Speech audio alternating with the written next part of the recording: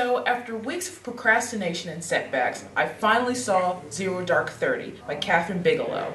It was an epic telling of the manhunt for Osama bin Laden, but also a painfully detailed character study of one woman's obsessive quest.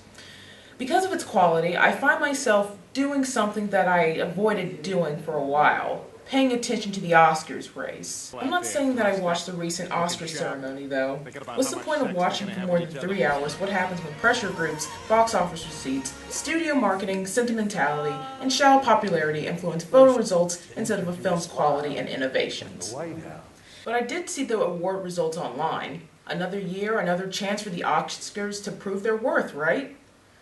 Wrong. Zero Dark 30 didn't win Best Picture, didn't win Best Actress, not even Best Original Screenplay.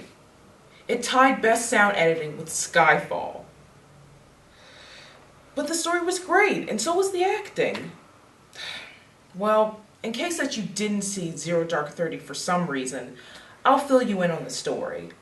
Maya, played by Jessica Chastain, is a new CIA operative, 2 years after 9/11.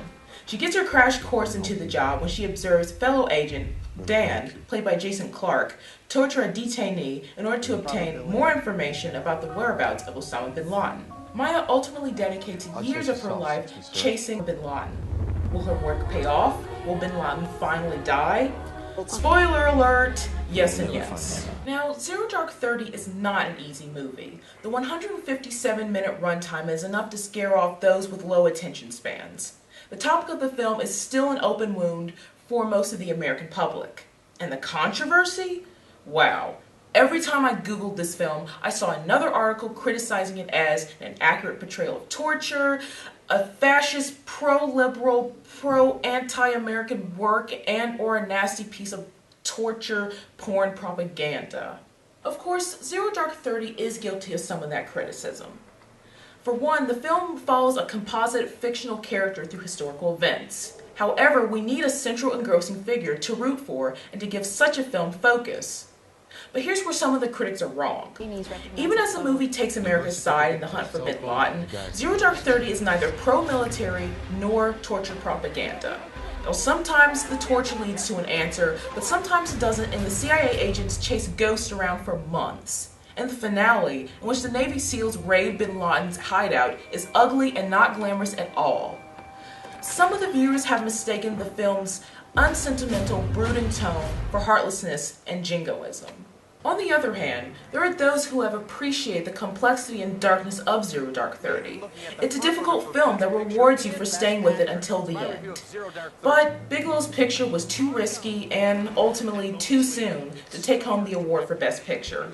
And she's a woman director, so there's another strike. As for why Jessica Chastain didn't win for Best Actress, well, she just wouldn't have fit well into the larger trend of past winners. Most have played heterosexual romantic interests. Their characters were defined by romance. As time went on, more actresses won awards even if their characters had little to do with romantic pursuits. If Chastain had won, she would have joined the small circle that included Jodie Foster in Silence of the Lambs and Hilary Swank of Million Dollar Baby, whose characters dedicate themselves to something fresher and bigger than a simple love story. The addition may not have dramatically changed future actresses' roles, but Chastain's win could have been another crack in the expectation for actresses to play characters who only exist for romance. Oscars, you have failed me again. But don't you fail me.